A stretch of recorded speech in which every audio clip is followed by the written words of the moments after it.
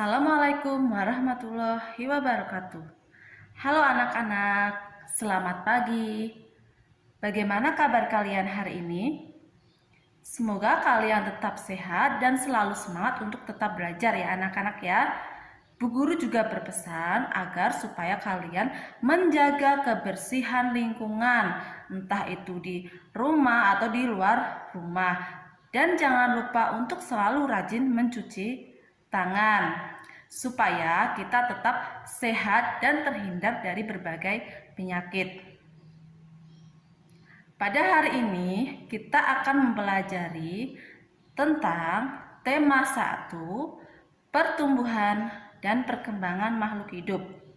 Subtema 2 tentang pertumbuhan dan perkembangan manusia. Pembelajaran kedua.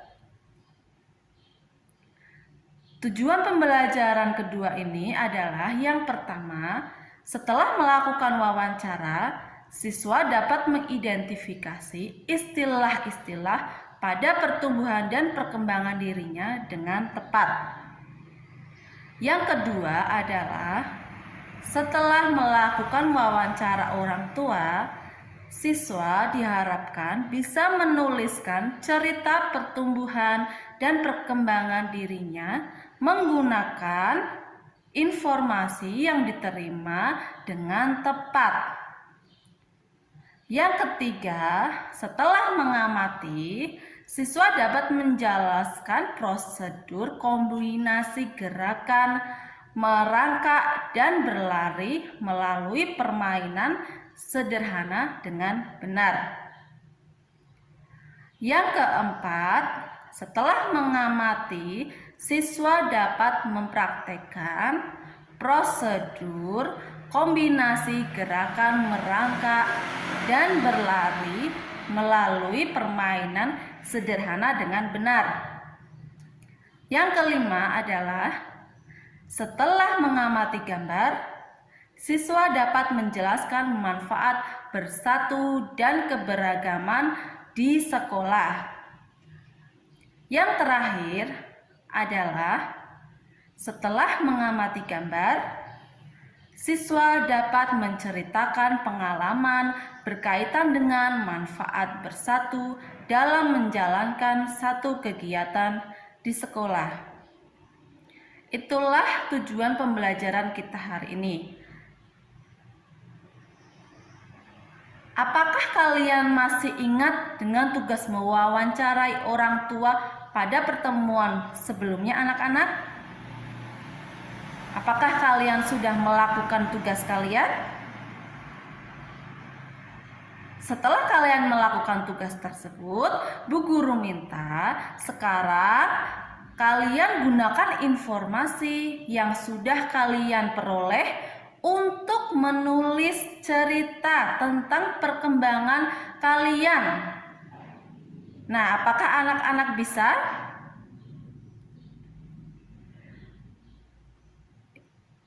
Bagaimana perasaan kalian setelah mendengar informasi tentang perkembangan kalian?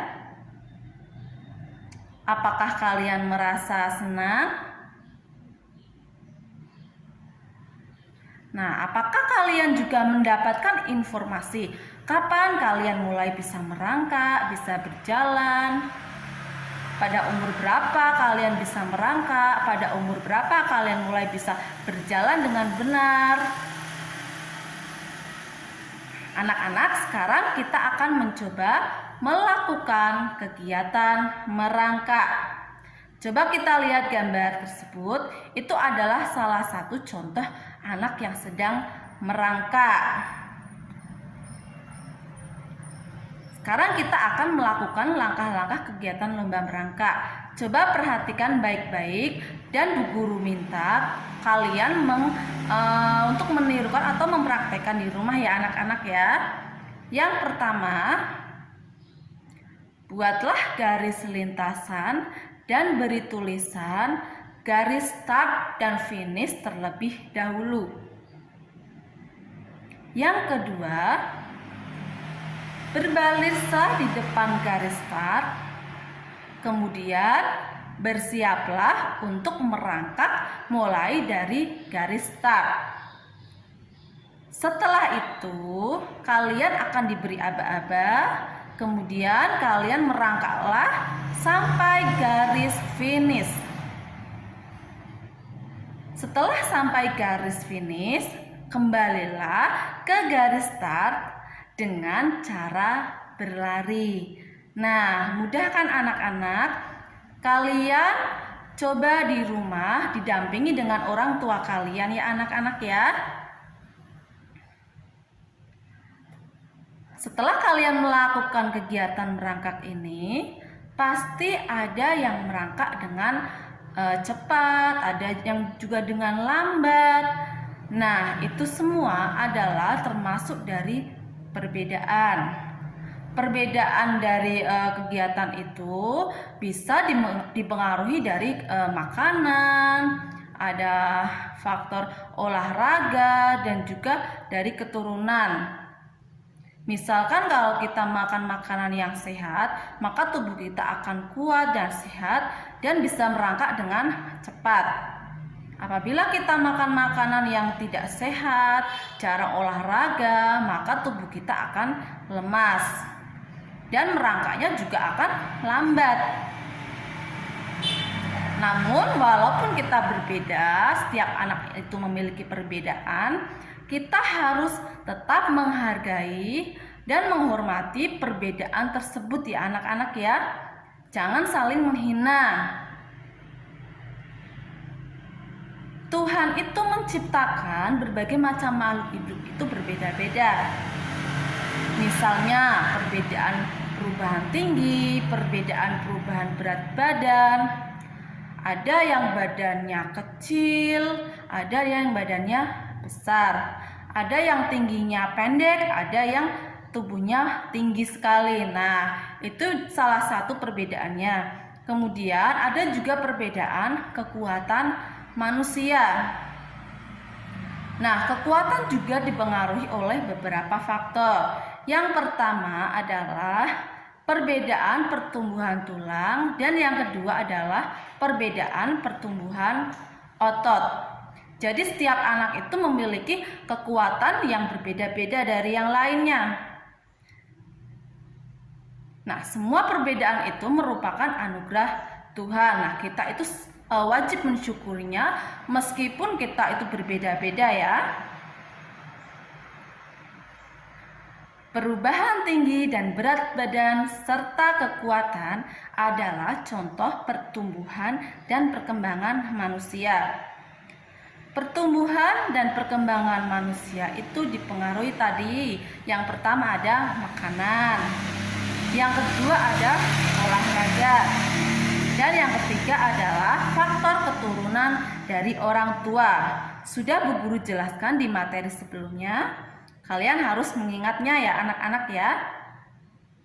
Perbedaan pertumbuhan dan perkembangan manusia ini adalah karunia dari Tuhan.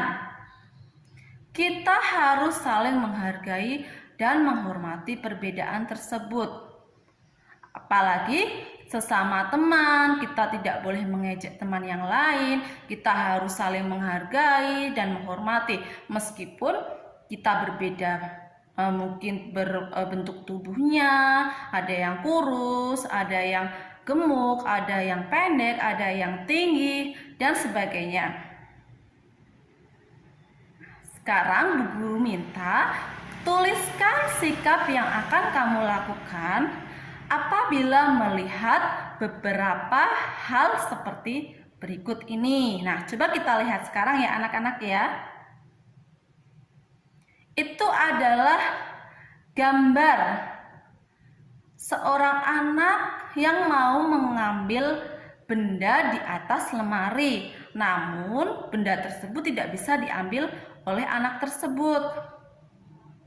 Nah, coba sikap apa yang akan kamu lakukan apabila melihat teman yang kesulitan mengambil benda di atas tempat yang tinggi?